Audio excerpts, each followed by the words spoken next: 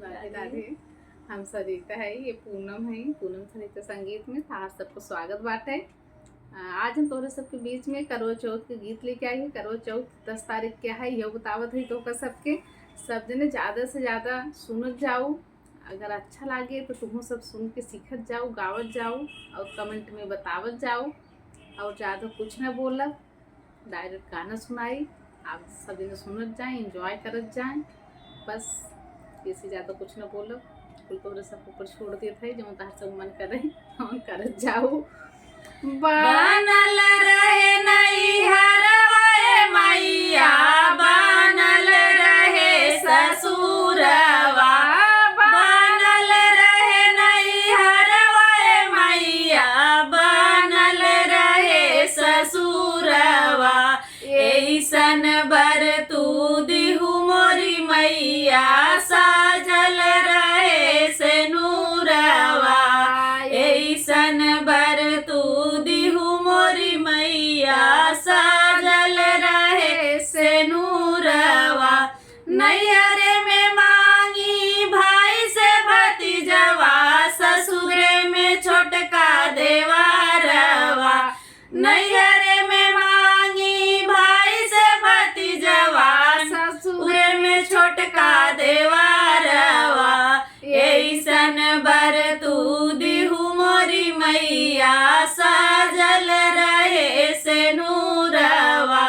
ऐसन बर तू दिहु मोरी मैया, साजल रहे से नूरवा। रानी कौशल्या जैसन सासू मांगी, दशरथ जैसन ससुरवा। रानी कौशल्या जैसे सासू मांगी, दशरथ जैसन ससुरवा।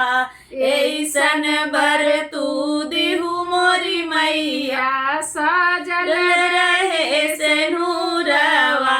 ऐसन बर तू दिहु मोरी मैया, साजल रहे से नूरवा।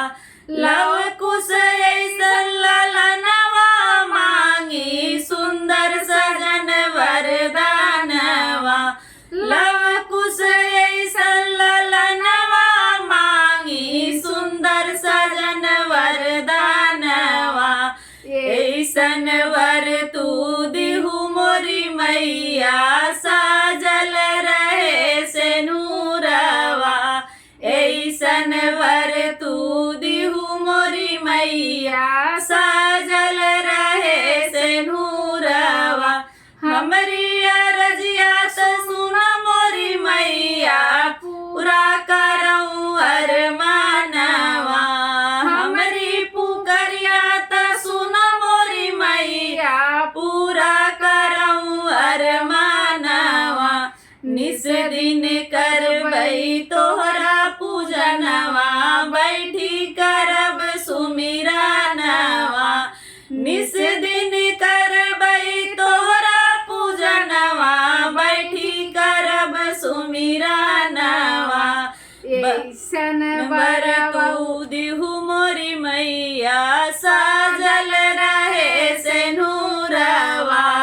ऐसन बर तू दिहु मोरी मैया, साजल रहे से नूरवा। बनल रहे नैहरवा मैया, बनल रहे ससुरवा।